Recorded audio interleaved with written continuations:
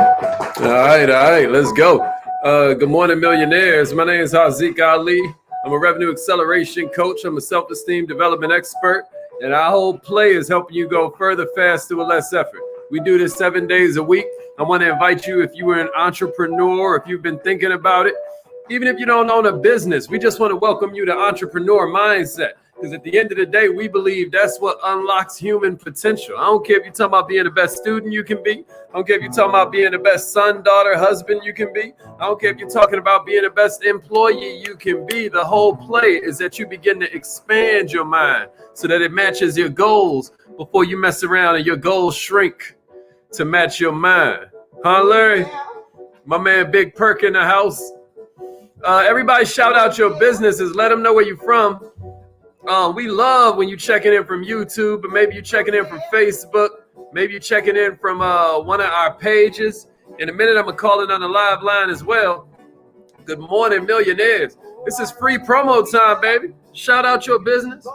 You know, let them know what you do to help the planet. You know what I mean? Let them know what you do to help humanity. You see, our whole play is that if we help you, then we helping the whole play. You know what I mean?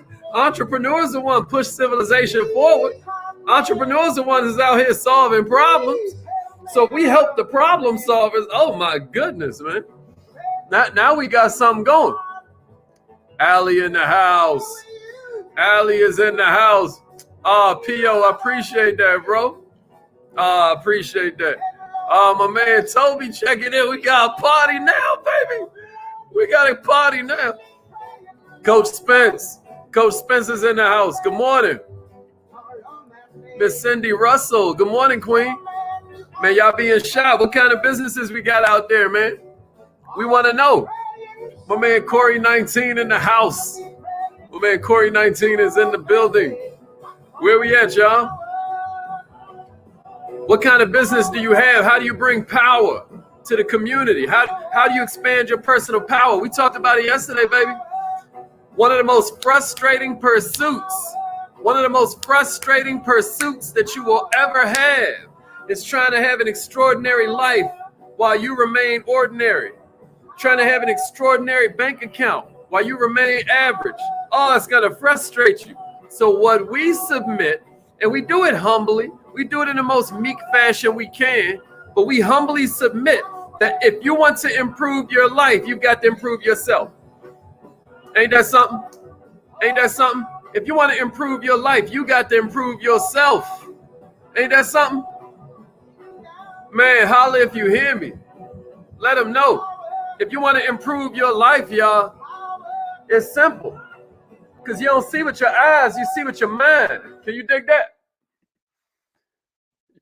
My man Dennis in the house. Let's go, y'all. Special. You have greatness in you. Hello, this is Les Brown, and you're in the right place at the right time. It's a fact. Please enter your PIN followed by. Let's go. Thank you. Everybody ready? Please announce yourself. All participants are muted.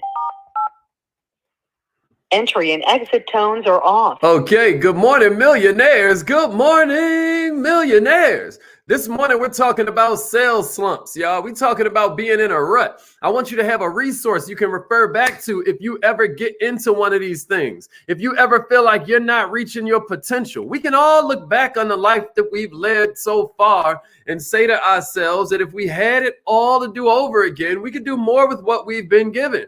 We all feel the same way about that. My mentor asked that question all the time in front of crowds, and you never see somebody not have a visceral response. I want you to think about that because I'm going to say it again for you. Listen, if you had it all to do over again, but let's not even say all. Let's just say the last 12 months. Let's just say the last 24 months. Let's just say the last 5 years. If you had it all to do over again, how many of us feel we could have done more with what we've been given? Right? How many of us feel like we could have done more with what we've been given? Millionaires, maybe you're not in a sales slump, but maybe you just feel like you're not hitting the numbers you deserve. Here's what I'm telling you. If you're feeling like an underachiever, don't panic. Don't press yourself too hard. Don't get too down on yourself. Don't get mad. And then above everything else, don't quit, right? I mean, it sounds like a cliche, but winners never quit and quitters just can't win. What causes this slump? What causes this sense of overachievement, y'all? Let me see it in the comments. What do you think causes this? What's the number one cause of underachievement? Let me see some of your best guesses. We got a brilliant crew. Hey, yo, we got a brilliant crew. Let me see some of your best guesses and then give me a share. Give me your best guess and then a share. Yeah, let them know, P.O. Yeah, but what are some of the main causes y'all think of slumping, of having a slump? What do you think of some of the main causes of having a slump? Yeah, not prepared. Okay. All right. Not being consistent. Okay. Too many distractions. All right. Okay. Lack of action. Okay. Check this out, y'all. All of those answers were perfect because the number one cause of a slump is you. I'm talking about that man in the mirror. I'm talking about that woman in the mirror. Here are a bunch of causes that'll make a slump pop up. I want you to have this as a resource, right? Share this with somebody who's out here fighting a good fight and they need to understand themselves a little bit more because the key to any relationship is expectation management, right? The whole art to you having this relationship with yourself where you feel convicted about the guy you're looking in the mirror at or the woman you're looking in the mirror at. The whole key is to treasure that relationship the way you treasure the relationship with your significant other or the way you treasure the relationship with your children, right? Here is what you got to do to understand yourself a little bit more. Sometimes you got to look at why you're feeling the way you're feeling. So some of the reasons that you could be in a slump are a poor belief system. Maybe you just don't believe your company is the best. Maybe you just don't believe your product is the best. Maybe you don't think you're the best. I want you to look at that for a minute. Poor work habits. I'm going to give you 9 of them. Poor work habits is another one. Maybe you just keep getting to work late, right? Maybe you start unworking for you. Maybe you're so exhausted from working on somebody else's thing that when it's time for you to work on your own thing, you start slipping, right? Maybe you're not spending your time productively, right? A poor work habits. A third reason you could be slumping is this misperception you have that's leading to sour grapes. Like maybe you've just decided that your prices are too high, that the company is boxing you into some crappy territory or something. Maybe you're stuck in this place where you feel like the economy is just jacked up wherever you are. You got a misperception that's jacking up your ability to perform. Don't forget, y'all, because I don't want to talk too fast, but you don't see with your eyes, you see with your mind. Right? Maybe your problem is outside pressure.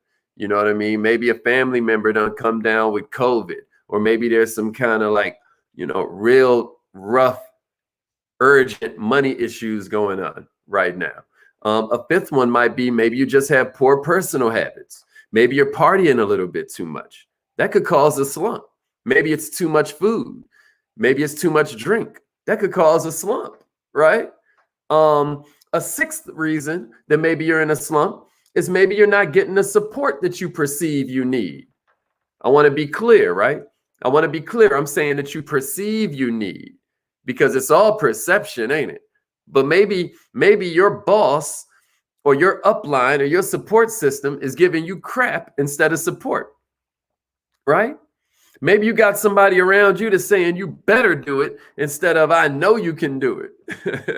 You know what I mean? Right? What's another one? Maybe you've got circumstances that are just working against you. It happens. It happens, right? Think about it. Somebody new, comes in and blows past you. It gets you questioning who you are. Somebody else gets promoted and you feel like it should have been you. It happens, right? You see with your mind, right, P.O.? It's perception. Or it could be an actual event. That'll be the eighth one. It could be an actual event. You know what I mean? Like maybe you had a big deal that was on the table and then it all of a sudden, falls through and you're like, right? And then that starts this cascade off where before you know it, you're feeling weaker. It's weakening your personal belief, right? And then on top of the personal belief problems, you got money problems now because you had already spent that money. It happens. And then next thing you know, you could be depressed, maybe from some of those, maybe from some combination of them. Maybe you got all the above. But the bottom line is, once you decide you're in this little slump format, you start pressing for orders instead of working your plan. You start becoming a chaser instead of an attractor. Can I get a witness? Can I get a witness? When you have the mindset where you're chasing it, it seems to run away. Anybody ever notice that? So then that starts to begin this negative feedback loop. Stuff keeps getting worse and worse. You feel like you can't sell. That makes you panic because you got money problems. And now since you got money problems, you can't sell. Now you're like, I'm going to get fired. I'm going to miss this payment on my house, on my car. So what I'm going to do real quick is I'm going to give you 20 different ways for you to think about it when you're going through some kind of slump. I don't expect you to implement even 5 of these, but I'm telling you, if you pick just 2 or 3 of these areas that I'm about to give you, if you'll just pick 2 or 3 of them, if you'll just pick one, you're going to change everything. Y'all with me? But before I get started, though, I want to see I commit. Somebody give me I commit if you're watching us live. If you're on the phone line, then I'm just counting on you to write it in your notes. If you're driving, maybe you headed to work right now. Listen, make a mental note of it. This is your affirmation this morning. You're going to commit to doing something different, so you begin to create something different. That's right. I'm seeing them come in through the text message system. Let me see I commit. I commit in the comments. I'm going to give them to you, but I need to see that you're committing for real. I'm going to give them to you, but I need to see that you're for real about the commitment. I commit. I commit. I'm going to give them to you. You're committing to at least picking out, one. But if you mess around and find 2 or 3, oh my goodness, it's going to change everything for you. Commit, commit, commit. Millionaires, 100% commitment is a lot easier than 98% commitment. 97% commitment. That sounds crazy, right? 100 is easy. 100% commitment means that I've already made all my decisions. You know what I mean? I don't have to make as many choices, I should say. I don't have to make as many choices because I've made a decision. Let's go. Let's go. Yeah, let's get it. Let's get it. Let's get it. All right, here we go. Here we go. I dare you, millionaire. I dare you list 5 things that you could be doing to work smarter and harder. I dare you make a list of 5 things you could be doing. Let me see that in the comments. That's the first one I got for you. List 5 things. Millionaires, it might have to do with getting up a little bit earlier. It might have to do with making sure you build some incentive in the support system around you so that they're all championing you working harder instead of being like, man, you working again. What I'm saying is list 5 of these. I'm not going to go real deep into it. This is on you to do it. Let me see list 5 things if this is one of the ones you're going to consider committing to. Now, you ain't got to pick this one yet, but if that's one of the ones that you like, where you're like, I could see that. I could see that. I'm mark it in posterity. Type it in the comments so you promise yourself. When this comes up in your memory, share this training. So when it comes up in your memories a year from now, you remember what you said. You said you was going to commit, right? So share this so it comes up in your timeline every year, right? 5 things you could be doing to work smarter. 5 things you could be doing to work a little bit harder, right? Make a plan. We don't plan to fail. We fail to plan. Make a plan to work as smart as you say you are. If you like that one, let me get it. Let me get it. Yeah, all right. I see him coming through. I see him coming through. Let me throw a couple of y'all on the Summer Jam screen. Make sure we're on point. All right. I see a few of them. All right, here's the second one I got for you. Change your presentation. Now, presentation is one of our revenue acceleration cycle pieces, right? Somebody give me change your presentation if you admit that when you're talking about your business, when you're explaining what it is you do, how you change people's lives, how you create transformation, you could use a few more stories, right? Maybe you could use a different approach, right? Maybe you need to take the customer's perspective a little bit more. Maybe you keep on talking about you and the facts and the figures and the data instead of talking about them. Is it time to change your presentation? That could get you out of a slump. That's a prescription that could get you out of a slump. Me and wifey putting together a beast of a presentation just because it's gonna just get us jazzed up. It's just going to get fun to approach it from a different angle. You know what I mean? What about you? The whole key to you having a presentation, y'all, is you having stories weaved into that thing that make it so that we see the problems that we had and how you solve them before we even present the problem to you. Does that make sense to you? That's the whole purpose of a presentation, y'all. A presentation is a series of stories that knock out our objections before we even admit we have them. Right? If you know every single time the person says, yeah, but I don't think I'm gonna have time to do that. Inside your presentation needs to be a story about your friend Michelle, who was, had this many kids and was working this many jobs, didn't think she had time to do it. And after 90 days, just working an hour a day, or 90 days, just working 30 minutes a day, or after 90 days of giving up 15 minutes a day, she was able to quit one of those jobs. You should have that story wrapped in. If you know you're yawning every time they say, oh, man, I ain't got time. You're like, of course. How many times am I going to hear somebody say they don't have time to do this before I change my presentation? Let me see, change your presentation, y'all, if you're feeling that one. Okay. All right. I got another one for you. Check this out. Talk to your 5 best customers. Talk to your 5 best customers. Now, I know what you're thinking. You're like, man, they already bought something, Hazik. Why would I talk to them? Because you're millionaire minded and you understand that you don't even create loyalty until after they bought something. Everything you did where you went above and beyond the Call of Duty before I bought something from you, I felt entitled to that. I was thinking to myself, you better have, because I'm about to pay you. It's not until after I pay you that loyalty, that gratitude is even possible. Do you hear what I'm saying to you? So that means you need to be talking to your best customers anyway. But as a way of breaking this mindset today, what we're going to say is, let's make it a goal to talk to our 5 best customers. Let's figure out why they bought from us. Let's figure out what we can do to further serve them. Let's figure out if they got some referrals for us. What I'm saying to you is talk to your 5 best customers. You can even ask them to evaluate your situation. Evaluate what made it resonate with them. What would have made it resonate with them even quicker? What are some reasons they almost didn't buy from you? I'm suggesting you talk to your 5 best customers. Let me see it if you're feeling that one. Let me see it if you're feeling that one. Let me see it as a share. Let me see it as a share. Let me see it as a share. Spread the word. Let's change the world. Let me see it as a share. All right, here's another one for you. That's right. Here's another one for you. Here's number 3. Get somebody you respect to evaluate your presentation. Maybe you take them with you when you go to Starbucks or Panera Bread, right? Maybe you have them listen. Maybe you have them listen in when you're on the phone with them, right?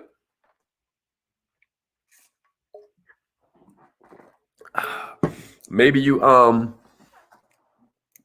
it set up where they're right there on the Zoom with you, right? And not so much to bail you out and help you, but maybe you just want them to silently take notes and evaluate that thing. Maybe you want them to act as a coach, right? So that was number 4 right there, huh? Appreciate that, Demeter. Appreciate that. All right. Here's number 5. All right. Nobody's going to do that one, huh? Brittany says she might try it. Vita going to try that thing. Ain't nobody with having somebody they respect evaluate that thing, huh? That's a good one. If that's the one you avoid, that might be your magical one right there. All right, here's another one. You could actually visit your mentor. That's a good one for number 5. You could visit your mentor. Maybe you have a new plan when you get there. Maybe you have a new plan when you leave. Maybe you ask your mentor some of these deep questions about what they did when they were in this same exact situation or what they would do. Maybe your mentor has some resources for you. Maybe your mentor has a game plan for you. Maybe you're saying to yourself, Hazik, I ain't got no mentor. Well, maybe that's a good place to start. Somebody say, visit your mentor and give me a share. Visit your mentor and give me a share. Visit your mentor and give me a share.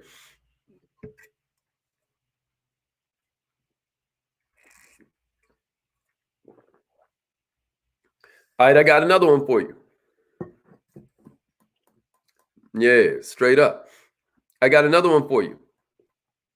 That's right. I got another one for you. Yeah, visit your mentor. All right, I got another one for you. Check this one out. Check this one out. This one sounds really simple, but you'd be amazed what you can do if you show up before everybody else even gets up, right? Get to work an hour early. Get to work an hour early. Who's down for that? And you say, well, Hazik, I work from home. Still, get to work an hour early. Get to work an hour early. What if you wake up before the kids? What if you wake up before you got to walk the pup, right? You know, sometimes we get our extra hour by staying up an hour late. And I don't mind that. But sometimes maybe that hour, when you stay up an extra hour late, maybe that goes into some television program. Maybe that goes into you finishing binging on some series you were watching. Versus when you wake up an hour early, you don't have any television show that's on that early. And you'll feel crazy turning it on 6 a.m., hopefully. You know what I mean? So maybe you just decide you're going to wake up an hour earlier than everybody else. Maybe you're getting to work an hour early. Hey, talk to him, Allie. Straight up. Straight up. All right. If you're ready for number 7, let me see. Get to work an hour early. You say, well, you know, I work from home. Yeah, well, you can get up an hour early, but you can also get to work an hour early. You know, maybe you normally don't work on your own business until 7. Well, maybe it's time to start working at 6. Maybe it's time to switch some of this up. All right, here's number 7. Here's number 7. Stay away from pity parties. Stay away from pity parties. Now you say, Hazik, how is that an action item? You're telling us not to do something. I'm saying go through your list of friends, man, and put P or N by their name. And in this case, I'm saying P stands for positive. So you can do a plus sign or a minus sign. Let's do it like that, because I want you to think P stands for pity party. What I'm saying is you need positive people, people in your life that you can put a plus by their name because they're adding on to your life, right? But then what you need to do with the people that are taken away, that are subtracting, is it's time to get away from them. This is the worst possible time. And I'm going to tell you, this is the time when you always kind of cling to them because misery loves company. And man, if you could just find a crew of people who suck the way you suck, now we can all sit around and complain about how everything sucks and nobody has to do anything. That's how you turn a rut into a routine. That's how you turn this one little moment, right? That's how you sacrifice the ultimate on the altar of the immediate. It's because here you are hanging out with a bunch of people that are caught up in the moment, and now that moment becomes a mood, right? Now that mood becomes an emotional personality, right? You stay in a mood so long, now it's your personality, right? So what we're saying is get away from the negative people. Get away from the negative people. That's one of the worst things you can do when you're already in a rut. You don't need that crap right now. Everybody got their own way of putting it. That's right. But y'all get what I'm saying. Y'all get what I'm saying. All right, here's number 8. Here's number 8. So then what do we do? You know, you can't just always erase people, right? So what you have to do sometimes is replace people. Maybe it's time for you. Here's number 8.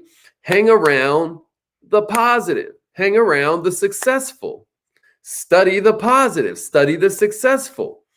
Read books about the positive. Read books about the successful.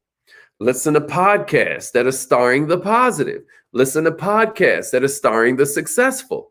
The best way to achieve something is to believe something, is to believe it's even possible. When you start to hear their stories, when you start to hear the nuances in their experience, when you start to hear where they came from, what kind of environments fostered the kind of achievement, you start to form these connections in your mind where before you know it, it's like, oh, if this happens, then this happens. And instead of you feeling alone and frustrated, you start to become inspired by your trials and tribulations because you start to recognize them as the way the story goes. You know what I mean?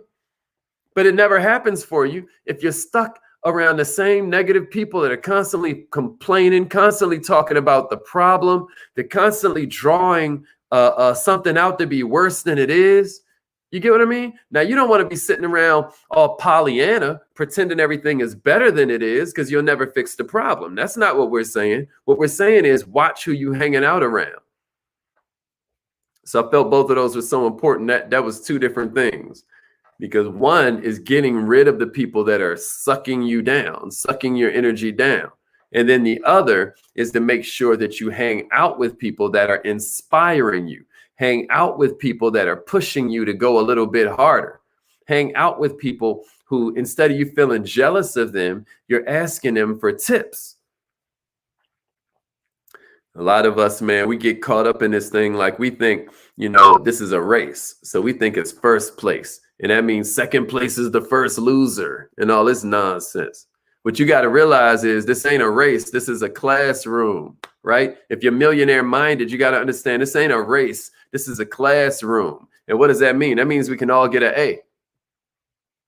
We could all get an A, y'all.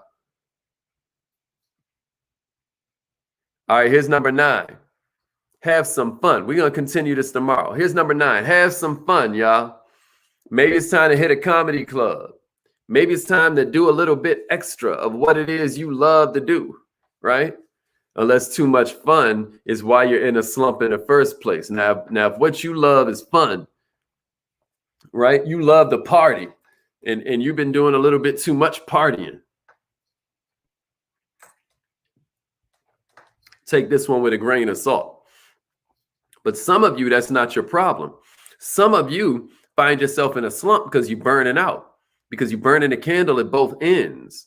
And what we're saying is, you got to ask about what keeps you coming alive, right? You got to ask yourself what gets you lit. You got to ask yourself what has you feeling in your highest level of vibration and enthusiasm. Because once you're at your best, you can do your best. And that leads me to number 10, and it will continue this tomorrow. The 10th one I got for you, y'all. The 10th one I got for you, y'all, is spend 30 minutes a day. Again, I think morning is best. Reading about positive attitude. Reading about positive attitude. Positive attitude, y'all, is your ability to stay forthright no matter what the outside environment is giving you. One of my mentors is talking about how you have posture about so many things. A lot of times it just ain't yourself. Like if somebody came up to you and was like, oh man, this electricity crap is a scam.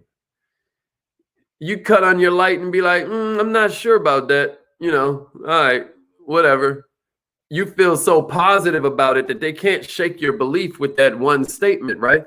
But then if they say something about you and your skills, or you and your business, or you and your idea, you feel a little shaky. So what I'm suggesting you do is study your attitude. I'm suggesting that you put more intention on actually studying your attitude. Man, a lot of you think that motivational speakers are, kind of like, because a lot of people that hang out with us, it's like, yeah, we're looking for the skills. We're looking for but don't discount motivation, because what motivational speeches do, what people like my mentor do, Mr. Les Brown, or maybe you like somebody like E.T. or whoever you listen to when it's time to get busy. What you're doing when you listen to that is you're studying attitude.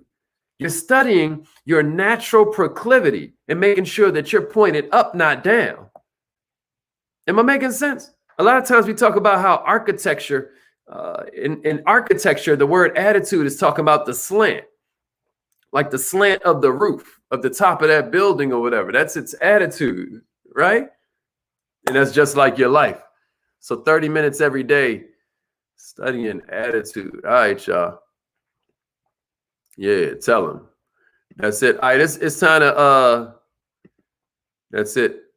30 minutes a day, 30 minutes a day, 30 minutes a day. Okay. That's right, Mrs. Goins.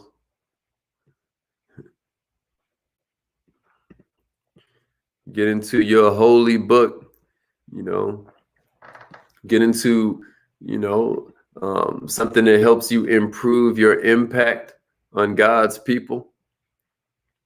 All right, it's affirmation time, y'all. Speaking of that, you know, let's grow ourselves a little bit this morning. You know, tonight is Obsessed with Success. So make sure that you text message at MillMind at 81010, and you can join the text message system. And then we'll send you the phone number, send you the reminders and all of that. All right, but call in now.